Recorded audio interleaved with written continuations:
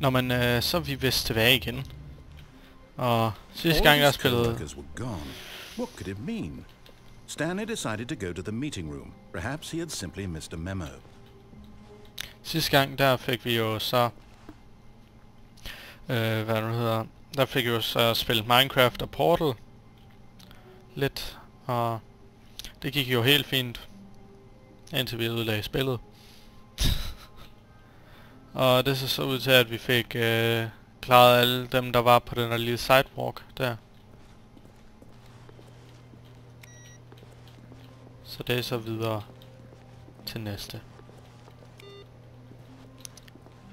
Så jeg tror bare, vi følger liften.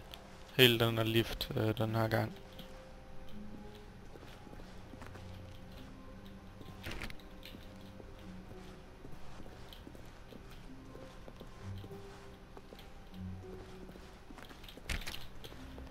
Nå, men hvad synes jeg om det? Stanley came to a set of 2 open doors. He entered the door on his left.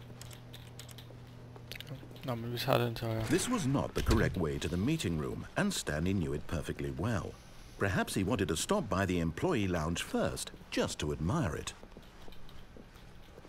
Standing now in this incredible room, Stanley for the first time understood true happiness. But eager to get back to business, Stanley took the first open door on his left. Nej, det har jeg ikke lyst til. Det er et creepy rum, det der.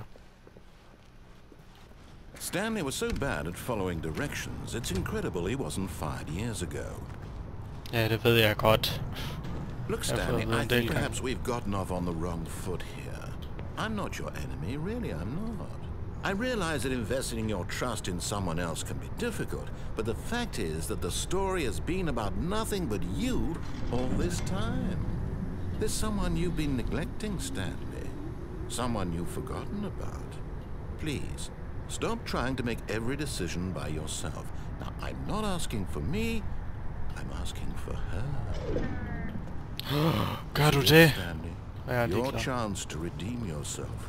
To put your work aside, to let her back into your life. She's been waiting. Og hvem er hun? Finder vi nok snart ud af, gætter jeg på. Jeg synes, det er et fedt spil, det her.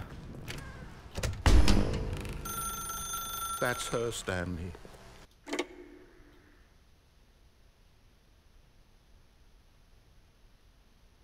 Det var en meget hvid skærm.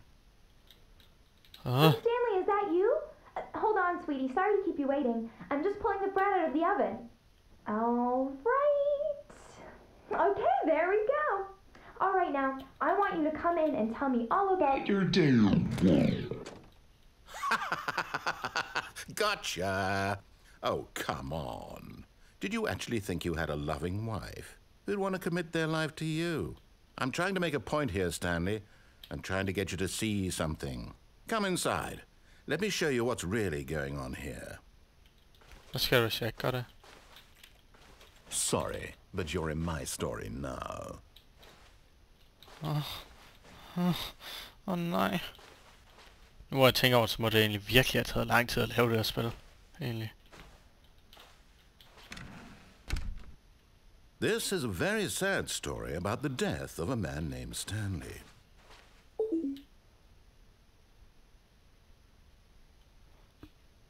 Hvis jeg ikke har lyst til at trykke U. Hvis jeg har lyst til at trykke Q. Hvad?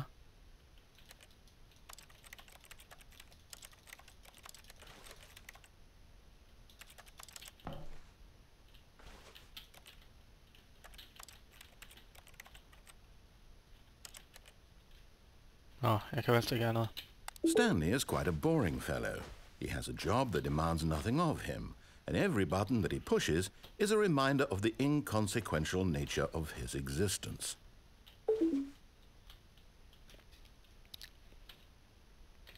Jo, numpad 5 virker ikke.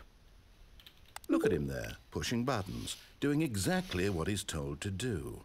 Now he's pushing a button. Now he's eating lunch. Now he's going home. Now he's coming back to work. One might even feel sorry for him, except that he's chosen this life.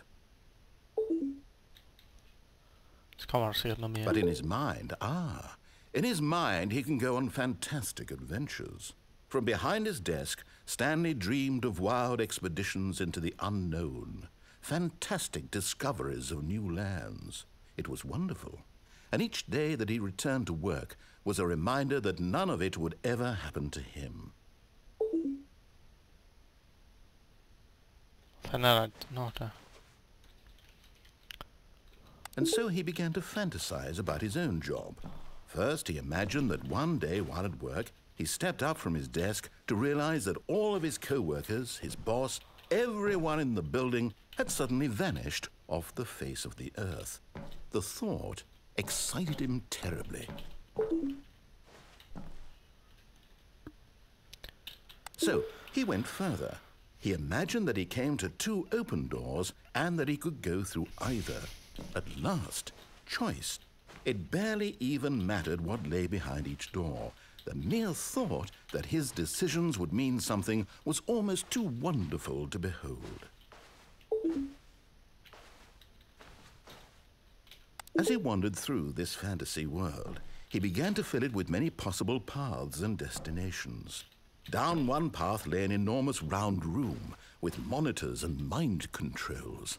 And down another was a yellow line that weaved in many directions. And down another was a game with a baby. And he called it the Stanley Parable. It was such a wonderful fantasy, and so in his head he relived it again, and then again, and again, over and over, wishing beyond hope that it would never end, that he might always feel this free.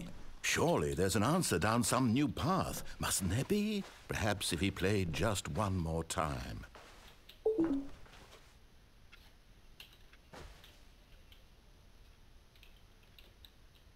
Nå, det var 0.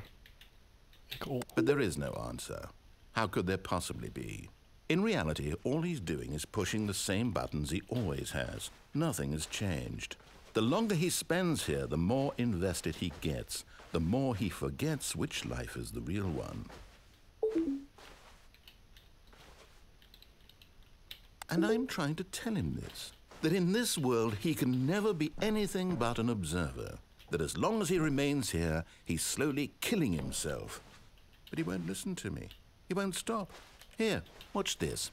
Stanley, the next time the screen asks you to push a button, do not do it. Jeg tror, jeg vil være rar ved ham og lade være med det.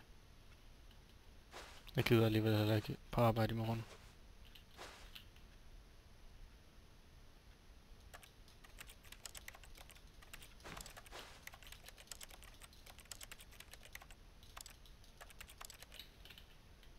Jeg tror bare, jeg trykker Q i stedet for.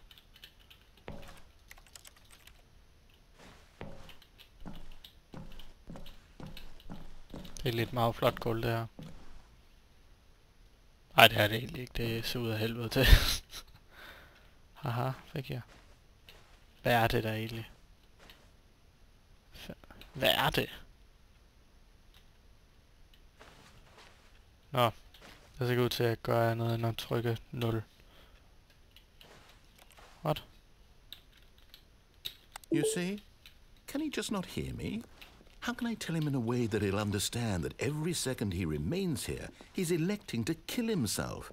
How can I get him to see what I see? How can I make him look at himself?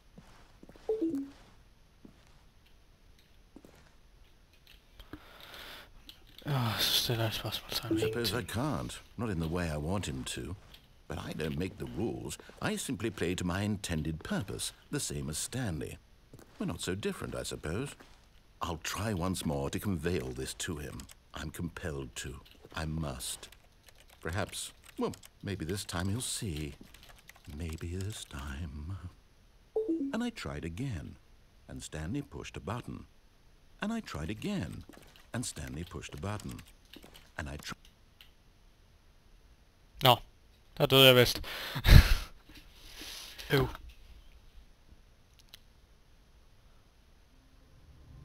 Nå, men det ser ud til at være slut på den halvdel, faktisk. Det ser ud til at være det. Så næste gang så tager vi den venstre der. Nej. Vi tager den første dør til venstre næste gang. Men vi ses i Night Mennesker, og han får så god dag. Hej.